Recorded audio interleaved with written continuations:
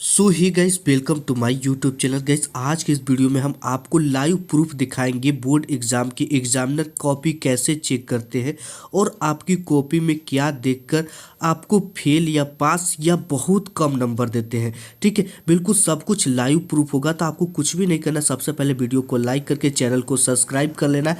तो आइए शुरू करते हैं आज के इस धमाकेदार वीडियो को। ठीक है, आपको देखो करना क्या होता है। टीचर आपकी कॉपी में क्या देखकर आपके नंबर काट देते हैं और क्या देखकर आपको फेल भी कर देते हैं। ठीक है, ये जो गलतियां होती है सभी स्टूडेंट अपने लाइफ में करते हैं। आपकी अपनी कॉपी में यही जो चीज़ें होती है वो एग्जामिनर देखते हैं। ठीक है, आपको क्या करना है कि जब भी आप अपने बोर्ड एग्जाम की कॉपी लेते हो, बिल्कुल उसको फिलअप करने के बाद अच्छी तरीके से जो कॉपी लिखने की शुरुआत होती है वो कैसे करना है। ठीक है, शुरू के जो 2 से 3 पेज होते हैं वही एग्जामिनर आपको देखते हैं, क्योंकि एग्जामिनर जो होते हैं वो काफ़ी फास्ट होते हैं और उनको पर कॉपी चेक करने का पैसा भी मिलता है। तो आपको क्या करना है, शुरू के 2-3 पेज जो है वो सुंदर लिखे और वही प्रश्न करें जो अच्छे से याद हो। ठीक है, ऐसा करने से एग्जामिनर देख लेता है आपको कि ये जो स्टूडेंट है वो एक अच्छा स्टूडेंट है और जो लिखा है वो करेक्ट लिखा है, तो उसी के हिसाब से वो आपको औसत नंबर देते चले जाते हैं। ठीक है, कुछ टॉपर की कॉपी मैं दिखा देता हूँ आपको कि ये टॉपर देखो किस तरह से लिखते हैं और कैसे लिख रहा है। ठीक है, आप जिस भी खंड को करिए सभी एक जगह करिए। ठीक है, अगर आप किसी खंड को शुरू करते हैं तो सभी क्वेश्चन एक जगह करें और क्रम से करें। ऐसा होता क्या है, टीचर को बार बार कि आपके फ्रंट पेज पर उसका नंबर चढ़ाना पड़ता है। खंड क में ये इतने बालक ने इतने क्वेश्चन को अटेम्प्ट किया है और इतने का आंसर लिखा है। ठीक है, इस पे इतना नंबर दिया गया। अब बोर्ड एग्जाम की कॉपी में प्रश्नों को प्रश्न संख्या वो किस खंड का है अवश्य लिखिए। बीच में आपको कभी भी सादा पेज नहीं छोड़ना है। ठीक है, ऐसा अगर आप करते हो तो आपके जो एग्जामिनर होता है ना वो कॉपी चेक करते समय वहीं पे रुक जाता है और आगे का नहीं देखता है। और साथ ही साथ बात करें कि जो प्रश्न आपको आधा आता है उसका भी आंसर आपको बोर्ड एग्जाम में लिख कर आना है, जो बिल्कुल नहीं आता उसका भी लिखना है। ये कैसे लिखना है, आपको जो आधा आता है उसको लिख देना है और उससे रिलेटेड कुछ भी कीवर्ड पता है तो उसको लिख देना है। कुछ स्टूडेंट देखो गलती क्या करते हैं कि क्वेश्चन नहीं आता तो यहाँ पे वीर केन पूज्यते हेडिंग डाल के वो मेरे दिल के बीच जो भी है ये आप खुद पढ़ सकते हो कि ये स्टूडेंट कैसा लिख रहा है। इसके साथ ही साथ और भी स्टूडेंट जो होते हैं नहीं आता क्वेश्चन तो चिट्ठी दूजा सर के पास, सर जी की अर्जी फेल करे या पास, गुरु जी को कापी खोलने से पहले नमस्कार शुरू गुरुजी पास कर दो। ऐसे चीज़ें लिखने से कभी टीचर पास नहीं करता। जब तक आप कुछ नहीं लिखोगे, जब तक आप उससे रिलेटेड कीवर्ड नहीं लिखोगे तब तक कोई टीचर नहीं पास करता।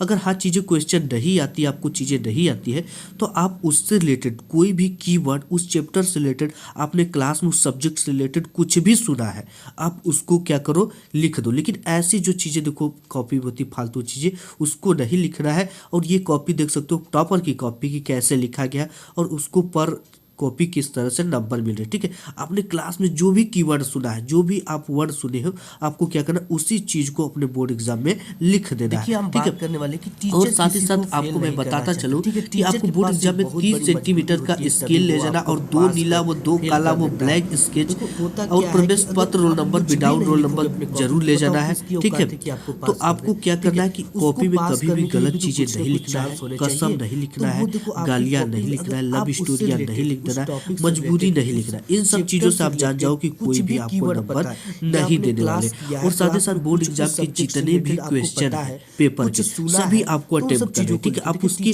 प्रश्न को अगर बना बना के लिखना चाहते हो तो बना बना कर लिखो, लेकिन उस सब्जेक्ट उस टॉपिक से रिलेटेड लिखो। ठीक है, जिस प्रश्न का उत्तर आपको बिल्कुल नहीं आता तो उसका भी आंसर आपको ट्रिक से लिखना है।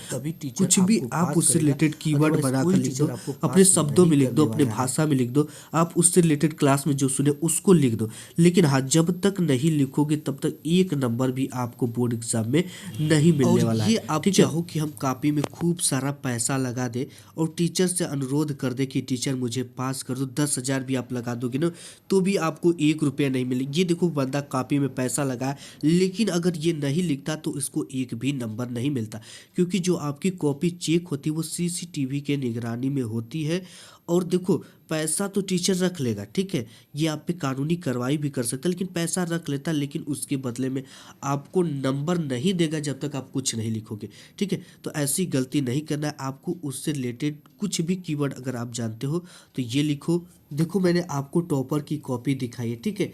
क्योंकि आपको एक प्रश्न हल करने के बाद 2 से 3 लाइन जरूर छोड़ देना है, ठीक है। इससे होता क्या है कि कॉपी देखने में तो अच्छी लगती है और टीचर समझ जाता है कि ये क्वेश्चन बंदा ने इसी जगह पर इंड कर दिया है, ठीक है। और इसके साथ ही साथ अगर आपको अपने कॉपी के सभी पेज पर रोल नंबर अवश्य लिख देना है। इससे होती क्या है कि अगर आपकी कॉपी गुम हो जाती है या आपकी कॉपी नत्थी से छूट जाती, इधर उधर हो जाती है, तो आपको एक जगह कॉपी लाकर एग्जामिनर समझ जाता है कि ये इस बंदे की कॉपी है, ठीक है। आपको इस तरह से हैंड राइटिंग लिखना है और किचिर पिचिर हैंड राइटिंग नहीं लिखना है, क्योंकि ऐसा लिखने से टीचर भी नहीं समझ पाएगा और ना भी 1 नंबर आपको मिल जाएगा। मैं कुछ टॉपर की कॉपी आपको अगेन दिखा देता हूँ कि देखो यहाँ पे प्रश्नोत्तर संख्या किस तरह से डालना पड़ता है और कैसे लिखना है, ठीक है। देखो प्रश्नोत्तर संख्या डालने के बाद एक से एक लाइन छोड़ दिया गया, इसलिए छोड़ा गया है कि काफ़ी देखने में अच्छी लगे और एग्जामिनर समझ जाए कि इसके बाद बंदे ने नेक्स्ट क्वेश्चन को सॉल्व किया है, ठीक है। तो एग्जामिनर, अब मैं बता दूं फिर से कि 2 से 3 पेज, 4 से 5 पेज ही देखता है, उसके बाद औसत नंबर आपको देता चला जाता है। तो ऐसी गलती आपको बोर्ड एग्जाम में नहीं करना है, कोई भी क्वेश्चन नहीं छोड़ना है, ठीक है। कुछ भी आता है उससे रिलेटेड, लेकिन आपको सभी क्वेश्चन के आंसर को सॉल्व करना है, सभी अटेम्प्ट करना है, उससे रिलेटेड कुछ भी कीवर्ड लिखना है, लेकिन लिखना जरूर है।